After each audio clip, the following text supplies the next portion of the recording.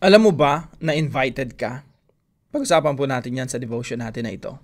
Magandang araw po sa bawat isa sa inyo. Welcome back to our 365 Daily Devotions Seminary Edition. Gusto mo nang batiin ng happy birthday si Justin De Ocampo. Ang buong pamilya ay nakikiselebrate sa iyong kaarawan. Now, yung topic po natin ngayon ay History of Redemption. Ano po yung History of Redemption? The history of redemption is the grand story of how God, from the beginning of time, has been working to save His people. From creation to the fall, from the promise to Abraham to the cross of Christ, God's hand has never ceased to move. Redemption is not an afterthought. It is the heartbeat of history. Every page of Scripture reveals a God who relentlessly pursues, redeems, and restores. This is our story too.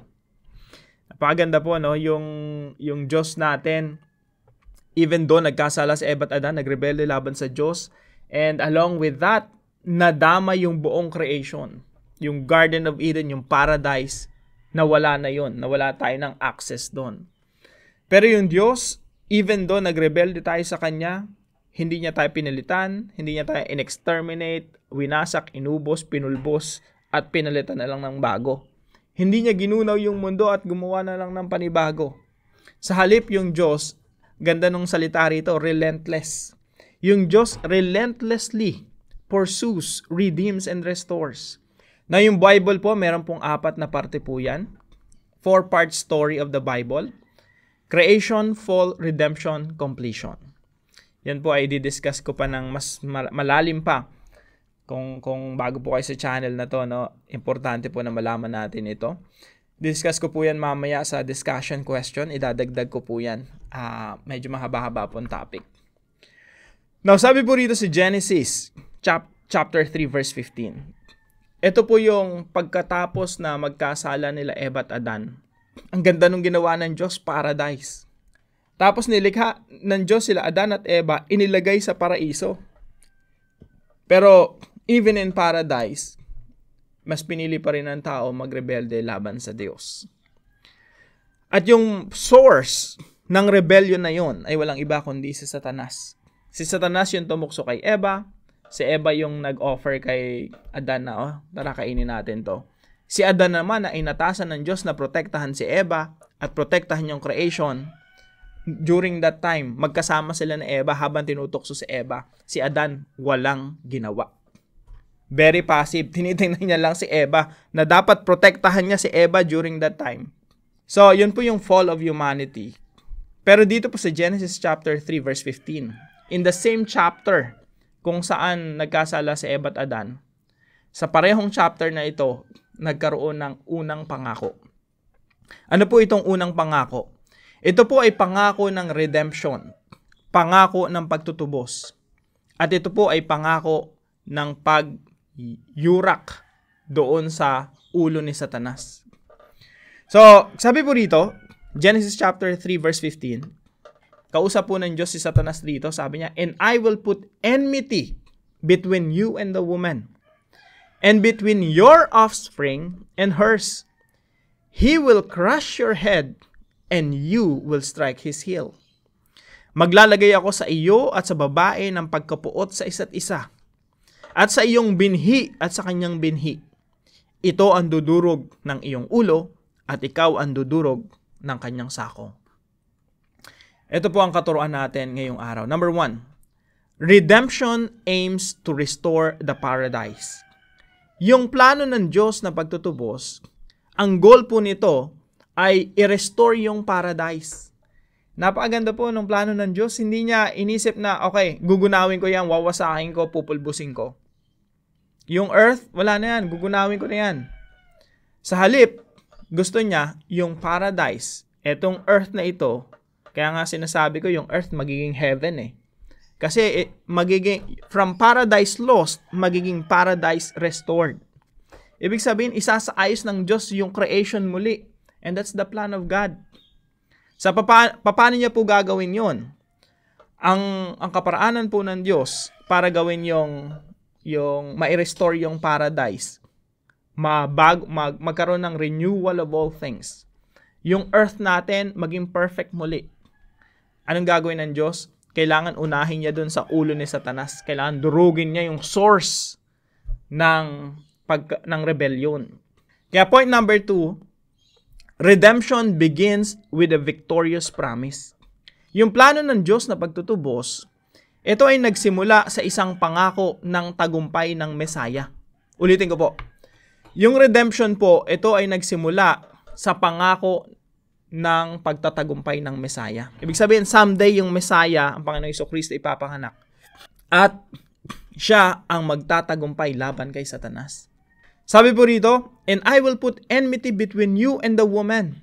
Satan, tsaka yung babae, magkakaroon niya ng pag-aaway. Yung anak ng babae, yung lahi ni Eva at yung anak ni Satanas. Ibig sabihin ng anak ni Satanas, lahat ng mga gagamitin ni Satanas laban dun sa lahi ni Eva. And between your offspring and hers, he will crush your head. Dito nagkaroon bigla ng he eh. Kung isipin nyo, parang, ano to? Kaya to tinatawag na prot-evangelium. Ibig sabihin, first gospel. Dito in-announce yung unang ebanghelyo na ang Messiah ay papanganak. At ang purpose ng Messiah, pag pinanganak siya, he will crush the head of Satan. And you will strike his heel. At si Satan naman, dudurog, pwedeng tutuklawin yung sakong ng Messiah. And I believe nangyari ito sa krus ng Panginoong Jesucristo noong naghirap ang Panginoong Jesucristo doon sa krus. But in that same cross, Jesus crushed the head of Satan. So ito po ay promise ng gospel, first gospel, na ipapanganak ang Messiah at ang Messiah ang dudurog sa ulo ni Satanas. And number 3, redemption invites us to become part of its story. Napakaganda po mga kapatid. Ikaw at ako invited ni Jesus para maging parte ng storya ng redemption. Kasi yung redemption, pangako pa lang yan sa Genesis 3:15. Hanggang malakay po yan, pangako ng pagdating ng Messiah. Nung dumating yung Messiah, si Jesus Christ, our Redeemer, sinimulan niya yung redemption. And then, namatay siya doon sa krus, muli siyang nabuhay at bago siya umakyat sa langit, ibinigay niya yung utos, go disciple the nations. Teach them to obey everything I have commanded you. Kaya hanggang ngayon, tinutuloy po natin yung Great Commission ng Panginoong Jesucristo na ituro sa mga tao, sa mga sa mga pamilya natin, mga kaibigan, mga tao sa paligid natin. Tinuturuan natin silang sumunod sa lahat ng pinag-uutos ng ating Panginoong Jesucristo. Ito po ay bahagi ng redemption, bahagi ng pagtutubos sa sangkatauhan. Ibinabalik ng Diyos ang mga tao palapit sa Kanya. Yung mga tao po nagrebelde laban sa Diyos, nagpakalayo-layo sa Diyos, pero dahil sa ebanghelyo ng Panginoong Jesucristo, merong panawagan na bumalik sa Kanya. Tayo po invited sa ganitong misyon. Invited po tayo sa redemptive work of God. Kaya mga kapatid, ang lakbayin natin ay patungo sa paradise, patungo sa hardin ng Eden. Ang lakbayin natin ay maipanumbalik, makiisa sa gawain ng Diyos na maipanumbalik sa original na perfection yung creation. Kaya ang ganda po ng istorya ng Bible eh. Creation, fall, nahulog ang tao sa kasalanan, may redemption, may pagtutubos, at ang huli po niyan, completion, restoration. Ibig sabihin, yung original creation ng Diyos ay maipapanumbalik at mas maganda pa. So, redemption invites us to become part of its story. Kaya po tayo yung mga taong tinubos ng Diyos, we are redeemed people, pinapamuhay po natin yung redeemed life. At habang pinapamuhay natin yung redeemed life, yung buhay na tinubos, nagkakaroon tayo ng pagbabago. Yung pagbabago na yan ay parte ng redemption. Pag naramdaman ng tao na sa isang pamilya, no, na nakakilala sa Panginoon si tatay, si nanay, makikita mo yung redemption nagsisimula sa pamilya. Dating magulo, nagkakaroon ng kaayusan. Dating nagmumurahan, nagkakaroon na ng pagmamahalan, respetuhan, paggagalangan. Parte po ng redemption yan. Kaya po, ito yung application natin mga kapatid. Number 1, show your redeemed life. 3 S po. Una, show. Ipakita mo na ikaw nga ay tinubos ng ating Panginoong Jesucristo. Sinimulan ng Diyos yung redemption sa iyo, yung pagbabago sa buhay mo. Si Kristo ay nananahan na sa iyo at ang ipinapamuhay mo ay ugali na ni Kristo.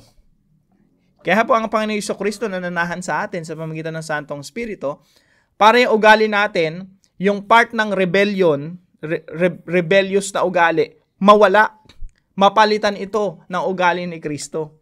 Yan po yung redeemed life. Show your redeemed life sa pamamagitan ng iyong pananalita, pagkilos, at pagiging mabuti sa kapwa. Pangalawa po, share the redemptive love of God. Ibahagi natin yung pag-ibig ng Diyos. Alam niyo po, yung pag-ibig ng Diyos, relentless. Kumbaga sa Tagalog, hindi ka tinantanan ng pag-ibig ng Diyos hanggang sa maipanumbalik ka sa Kanya, hanggang sa magkaroon ka ng pagbabago, hanggang sa ikaw ay maging ganap na anak at umasal bilang anak ng Diyos. Kung gaano ka-relentless yung pag-ibig ng Diyos, ganun din yung ibinabahagi nating pag-ibig sa iba. Relentless din. Minamahal din natin sila. Nagpapasensya tayo sa kanila. Kahit sa mga taong ang hirap pagpasensyahan, pinagpapasensyahan natin kasi gusto nating maranasan nila yung pag-ibig ng Diyos na ipinaranas niya sa atin. Alam niyo po, yung mga tao sa paligid natin, kailangan din nila ng redemption. Kailangan din nilang makamtan si Kristo sa kanilang buhay. Alam niyo po sa akin, ako ramdam na ramdam ko, yung klase ng pamumuhay ko dati sobrang pariwara pero naranasan ko yung redemption. Pinagpasensyahan ako ng Diyos, minahal ako ng Diyos, pinagmalasakitan ako ng Diyos. That same love, that same, malasakit, kailangan ko ipakita rin sa iba. Kung gaano naging relentless ang Diyos sa akin, ganun din tayo sa iba. Sasabihin natin sa ating asawa, anak, mga kaibigan, hindi kita tatantanan ng pag-ibig ng Diyos. Pangatlo po, spread redemption as far as the curse is found. Ano po ibig sabihin nito? Alam niyo po yung paradise na nilikha ng Diyos sa Genesis chapter 1. Completely, thoroughly, totally, perfect yun. Napakaganda. Walang bahid ng kamalian, walang bahid ng kapangitan. Pero alam niyo po, yung rebellion, yung kasalanan, lahat yun, yung epekto ng kasalanan, nanuot sa buong creation. Kaya yung ilog na maganda, dinudumihan natin. Yung dagat na maganda, inaabuso natin. Nag-overfishing tayo. Yung relasyon na maganda, marriage, ang ganda-ganda ng creation ng Diyos sa marriage, sinisira natin, nagkakaroon ng divorce. Parenting, ang ganda-ganda, binibigyan tayo ng Diyos ng anak. Ibang klaseng kaligayahan yun, pero merong mga abusive parents. Yung human relationship, merong peace yan. Dapat sa Genesis 1, yun yung original design ng Diyos, may kapayapaan. Pero nagkakaroon ng gera, nagkakaroon ng mga hidwaan, mga patayan. Alam niyo po yung curse, yung sumpa ng kasalanan. Nanunuot talaga sa society yan. Nanunuot sa puso natin yan. Nanunuot sa relasyon yan. Nanunuot sa finances yan. Kaya maraming mga tao ganid sa korupsyon at sa pera. Parte po yan ng curse, ng epekto ng kasalanan. Pero yung redemption po, kung paanong nanunuot yung sumpa ng kasalanan sa society, sa ating mga relasyon, sa ating mga sarili, kung bakit may kapangitan sa ating relasyon. Pag tinanggap mo si Kristo sa buhay mo, yung redemption, manunuot din sa ating mga sarili, sa ating mga buhay, sa ating mga pamilya, sa ating finances, sa ating pakikipagkapwa tao, sa community natin. Manunuot din yung redemption. Kasi po, walang teritoryo na hindi sasakupin ng redemptive work of God. At alam niyo po, yung dulo po ng istorya ng Biblia, magkakaroon ng total redemption, complete restoration of the fallen world. Kaya po, ang lakbay nating mga Kristiyano, patungo sa redemptive work of God, patungo sa restoration, patungo sa pagkumpleto ng proyekto ng Diyos na pagtutubos at pagsasaayos ng mundo. Para po sa ating discussion, how does seeing your life as part of God's redemptive plan improve the way you love others? Pag-usapan po natin yan sa ating mga discussion groups. Tayo po'y manalangin. Redeeming God, thank you for writing a story of love that began before I was born and continues even now. From Eden to the empty tomb, your mercy has never failed. Help me to see my life as part of your greater plan a plan to bring hope, healing, and salvation to the world. When I feel lost, remind me that you are still writing my story. Give me faith to trust in your timing and joy to celebrate your victories. Thank you for making me a part of your redemptive work. In the name of Jesus, my Redeemer, I pray. Amen and amen.